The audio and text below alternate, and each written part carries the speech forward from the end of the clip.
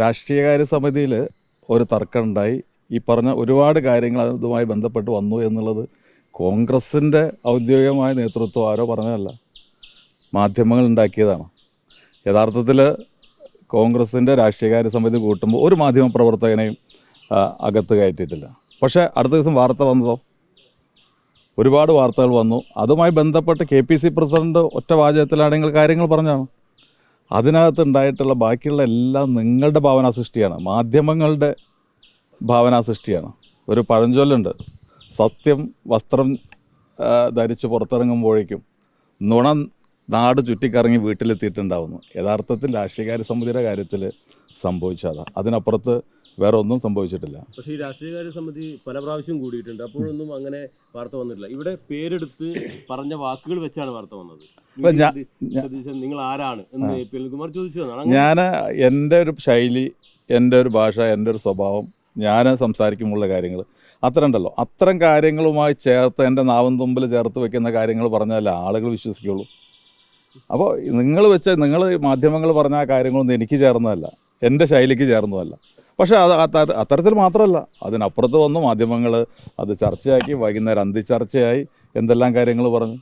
അപ്പോൾ രാഷ്ട്രീയകാര്യ സമിതി എന്ന് പറയും ചർച്ച ചെയ്യാനുള്ള വേദി തന്നെയാണ്. അതിനകത്ത് വളരെ വിവിധ തരത്തിൽ ചർച്ച നടക്കും, വ്യത്യസ്ത അഭിപ്രായങ്ങളുണ്ടാവും. ആ അഭിപ്രായങ്ങൾ ക്രോഡീകരിച്ചാണ് കോൺഗ്രസ് അതിൻ്റെ നിലപാട് വ്യക്തമാക്കുക. അപ്പോൾ വ്യത്യസ്ത ആളുകൾ വ്യത്യസ്ത അഭിപ്രായങ്ങൾ പറയും. ഒരേ അഭിപ്രായമാണ് ഈ പ്രശ്നമില്ലല്ലോ, അതല്ല, വ്യത്യസ്ത അഭിപ്രായങ്ങൾ വരും. അതിലേതാണ് നല്ലത് എന്ന് പരിശോധിച്ചാണ് പിന്നീട് ഒരു കാര്യങ്ങൾ തീരുമാനിക്കുക. വിമർശനം ഉണ്ടായി എന്ന കാര്യം പ്രതിപക്ഷ നേതാവ് തന്നെ കൊച്ചിയിൽ സമ്മതിച്ചു. ഞാൻ പറഞ്ഞല്ലോ, വ്യത്യസ്ത അഭിപ്രായങ്ങളുണ്ടാവും, വ്യത്യസ്ത കാര്യങ്ങളുണ്ടാവും. അത് പറയും, അതിനകത്ത് ഉൾക്കൊള്ളേണ്ടത് ഉൾക്കൊള്ളും, എല്ലാവരും കൂടി തീരുമാനിക്കും. അത് പിന്നെ വിമർശനം ഉണ്ടാവും. മുമ്പ് വിമർശനം ഉണ്ടായിട്ട് കേരളത്തിൽ കെ കരുണാകരനെതിരെ വിമർശനം ഉണ്ടായിട്ടില്ലേ, ഉമ്മൻചാണ്ടിക്കെതിരെ ഉണ്ടായിട്ടില്ല. അപ്പോൾ വിമർശനങ്ങളൊക്കെ ഉണ്ടാവും, നേതൃത്വത്തിൽ ഇരിക്കുന്ന ഒരു വിമർശനം ഉണ്ടാവും.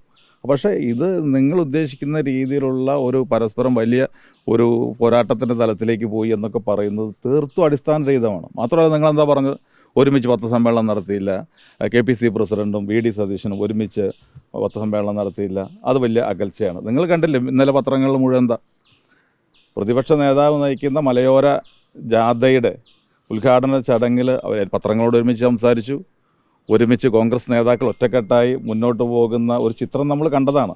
അപ്പോൾ അതുകൊണ്ട് ഈ മാധ്യമങ്ങൾ ഉണ്ടാക്കുന്ന ഈ വാർത്തകൾ യഥാർത്ഥത്തിൽ പാർട്ടി പ്രവർത്തകർക്കിടയിൽ വലിയ ആശങ്ക ഉണ്ടാക്കുന്നതാണ്. ഞാനതുകൊണ്ട് ഈ ഒരു അവസരത്തിൽ ഞാൻ പറഞ്ഞത്, ഒരു കാരണവശാലും കോൺഗ്രസ് ഒറ്റക്കെട്ടായി പോകുന്ന സാഹചര്യമാണ്. ഞങ്ങളെ സംബന്ധിച്ചിടത്തോളം തദ്ദേശ സ്വയംഭരണ തെരഞ്ഞെടുപ്പാണ് ഞങ്ങളുടെ ആദ്യത്തെ ലക്ഷ്യം.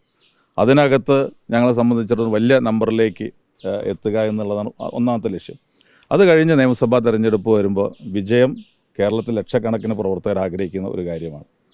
അവർ കുറേ 10 വർഷമായി അനുഭവിക്കുന്ന പ്രയാസങ്ങൾ മാറ്റാനുള്ള അവസരമാണ്. നിങ്ങളെല്ലാം പറഞ്ഞു വെച്ചു, ഒരു ഗവൺമെൻറ് വരുന്നതിന് ഞാനെതിരാണ് എന്നുള്ള രീതിയിൽ പോലും നിങ്ങൾ പറഞ്ഞു വെച്ചു. ഞാനിവിടെ മലപ്പുറത്തുള്ളവർക്ക് ഏറ്റവും താഴെ തട്ടിൽ നിന്ന് രാഷ്ട്രീയ പ്രവർത്തനം നടത്തി വന്നിട്ടുള്ള ഒരാളാണ്. കേരളത്തിലെ കോൺഗ്രസ്സിനകത്ത് അഭിപ്രായ വ്യത്യാസങ്ങൾ ഉണ്ടാവാറുണ്ട്, ഗ്രൂപ്പിനകത്ത് ചേരിതിരിഞ്ഞുള്ള പ്രശ്നങ്ങൾ ഉണ്ടാവാറുണ്ട്. നിങ്ങളെൻ്റെ ഒരു ഇതൊന്ന് പശ്ചാത്തലം പരിശോധിച്ച് കഴിഞ്ഞാൽ ഒരിടത്ത് പോലും ഏറ്റവും ശക്തമായ ഗ്രൂപ്പ് രാഷ്ട്രീയം നടത്തുമ്പോൾ പോലും എൻ്റെ ഭാഗത്തുനിന്ന് ഏതെങ്കിലും നേതാക്കൾക്കെതിരെ, പാർട്ടിക്കെതിരെ ഒരു വരി പോലും വന്നത് നിങ്ങളുടെ ഒന്നും ലൈബ്രറിയിൽ കാണാൻ കഴിയില്ല. മലപ്പുറം ജില്ലയിലെ രാഷ്ട്രീയമൊക്കെ നിങ്ങൾ പലർക്കും അറിയാലോ. ശ്രീ ആര്യാടൻ മുഹമ്മദ് ഈ ജില്ലയിൽ ഏറ്റവും പ്രമുഖനായ നേതാവായിരുന്നു, കേരളത്തിലെ നേതാവായിരുന്നു.